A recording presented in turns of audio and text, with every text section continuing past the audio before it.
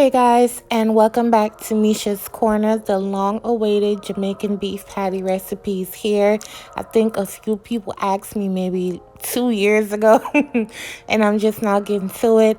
So they turned out great. I loved it, and I can't wait for you guys to try and make it. So these are just the base of the ingredients for the meat sauce. That green seasoning, y'all know, is always going to be the base. And I'm going to make sure I link that below the video where I made that. This time I made it extra strong though, because I knew I was going to make the beef patties. So it's extra spicy and has more ginger. But again, I'll make sure I'll link it below how I made it, as well as how I made this batch, so you guys can make it, or you can even buy it, but I feel like if you make it yourself, it's more potent. So I'm going to saute my onions and my peppers for about 5 minutes, just until translucent. Next, I'm going to add my tomato paste, and you want to mix that in and get it nice and caramelized.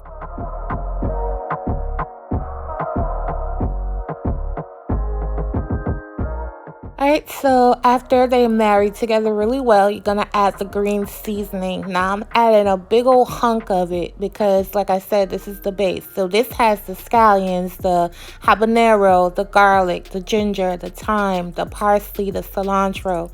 That's your entire base right there.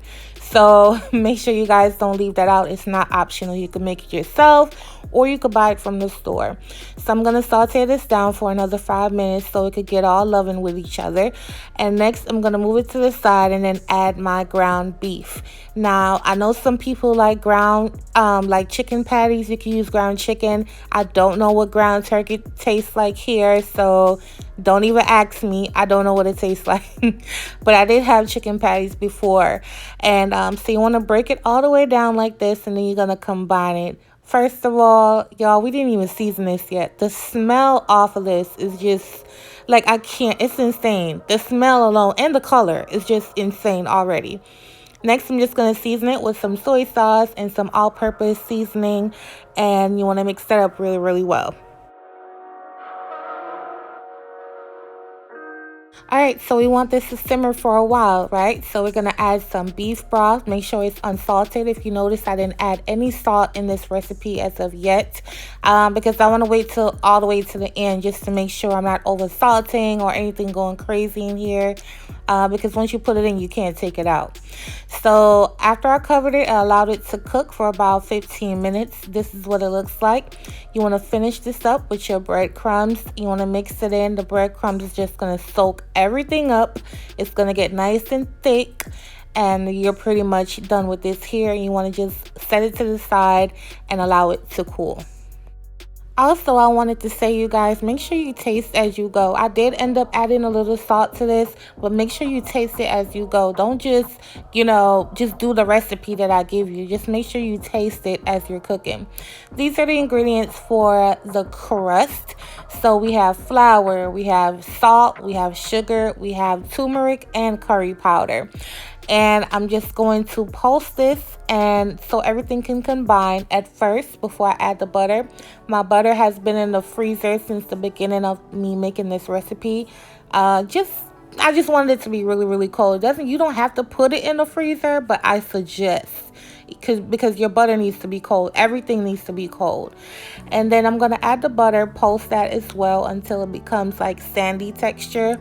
Y'all, don't mind my cheap little food processor.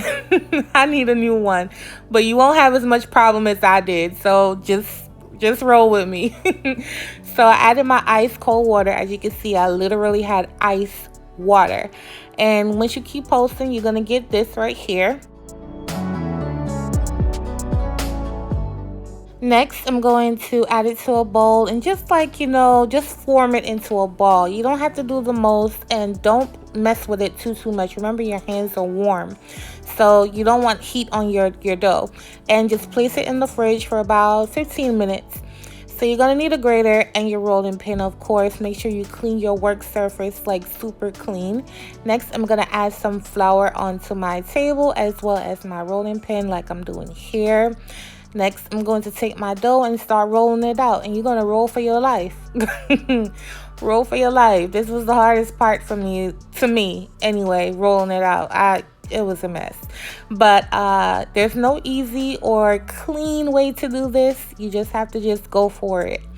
So make sure you just roll it out just like I'm doing here, and until you get about a quarter inch, about a half inch thick. And then we're gonna start grating the butter right on top. All right, so right here I started grating the butter on the bigger side of my grater, just like this. There's no measurement to this. So right here you're not going to see a measurement at all, because you want to cover the entire thing. So whatever your size dough is, you cover the entire surface with the frozen butter, grated frozen butter. You're going to lift this side up like this, that side up like that, and fold it over, and then we're going to roll for our lives one more time.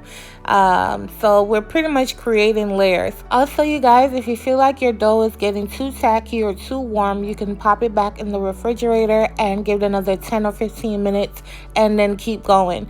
Always remember, you need to keep everything cold. Your dough needs to be cold at all times. So even if you're not finished, pop it back in the refrigerator and then you keep going, because you need your butter to remain cold. So this is how it looks. I folded it over and I'm going to put it back in the refrigerator before we cut them out and fill them, etc. So put it back in the fridge so it can rest and chill. And then now this is what it looks like. Another about 20 to 30 minutes. I think I got distracted. And then I'm going to roll it out some more. And now it's just about the beauty effects. You're going to clean up the dough. Try to get a rectangular or a square shape so you can easily, get the perfect squares. So that's pretty much what I'm doing here, and I'm using a pizza cutter.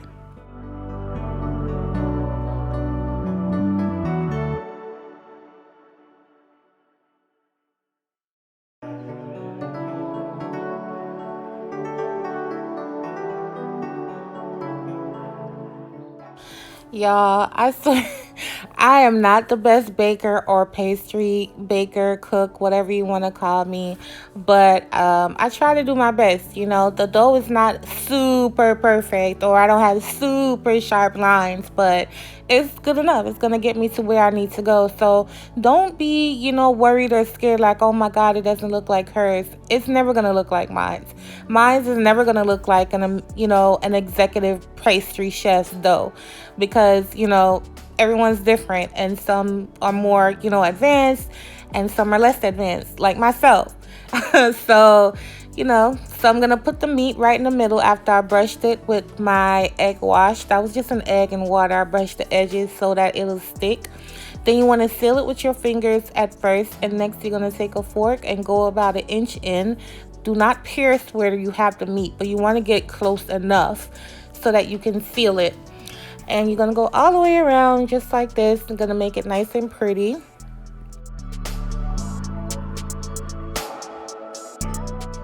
Next, I'm going to go back in and just, clean up. That's a lot of extra dough on the end, so you just want to clean it up a bit and try to get like that oval shape, especially on the corners.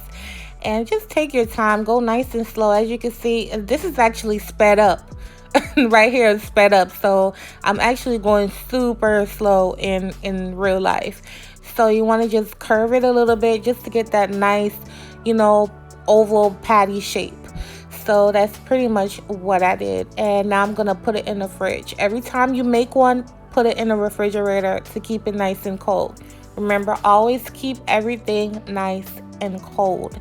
So now I'm brushing the patties with the rest of the egg and water mixture. Just like this, my oven is preheated to 375 degrees. It's hot. You need a hot oven. Do not put this in a cold or warm oven. You need a hot. If you know your oven cheap and broke, put it on 400. If you know your oven is finicky, put it on 400. You can't mess it up. And so these are what they look like. Oh my God, I was just so y'all, I wish y'all could have heard my real reaction in real life. They look so amazing in real life. Alright, so now I'm just gonna plate it up. I'm gonna just put 3 on the plate. You know, they're kind of big, so I'm pretty sure you guys won't be able to eat more than one at a time. And I made some strawberry juice. I already have this on my channel, but I love me some strawberry juice, y'all. Strawberry lemonade juice, whatever you want to call it. And it just adds to the aesthetic. And I love homemade juice. And this is what y'all been waiting on, so let's get into it, okay? But look at the crust, you guys. Like, I can't. And then, ooh, y'all, the best part of this for me was the meat mixture. That green seasoning, like, I can't even, I can't. But thank you guys so much for watching my video today. I hope you enjoyed it. I hope I fulfilled your request, even though I'm super late. But thank you guys so much, and I'll catch you on my next video. Make sure you hit that subscribe button, and make sure you check me out on Instagram. And I love you guys. Bye.